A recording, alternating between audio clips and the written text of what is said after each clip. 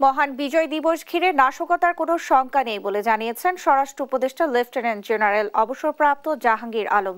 জানান 16, 25 এবং 31 ডিসেম্বর জননিরাপত্তা নিশ্চিতে আইন শৃঙ্খলা বাহিনীকে প্রয়োজনীয় ব্যবস্থা নিতে নির্দেশ দেওয়া হয়েছে।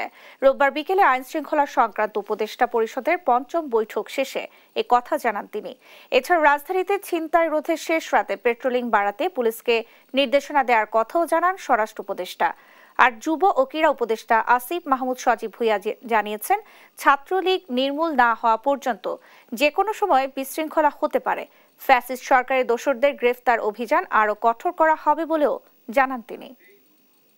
এই 25শে ডিসেম্বর 31শে ডিসেম্বরে কোনো ধরনের আমাদের কাছে কোনো ধরনের কোনো খারাপ কোনো কিছু নেই। আমরা পুলিশের ইনস্ট্রাকশন দিয়েছি শেষ সাথে সাধারণত ছিনতাইটা হয়, শেষ সাইতে যেন পেট্রোলিংটা বাড়াই দেওয়া হয়। বিগত ফ্যাসিস্ট সরকার যারা বাইরে আছেন এবং এখনও নানাভাবে বিভিন্ন গোষ্ঠীকে উস্কানি দেওয়ার চেষ্টা করছেন, বিভিন্ন জায়গায় ফান্ডিং করছেন এবং মিছিল করার চেষ্টা করছেন। আপনারা দেখেছেন গতকালকেও কয়েকজনকে অ্যারেস্ট করা হয়েছে এবং দেশকে অস্থিতিশীল করার ষড়যন্ত্র করে যাচ্ছেন।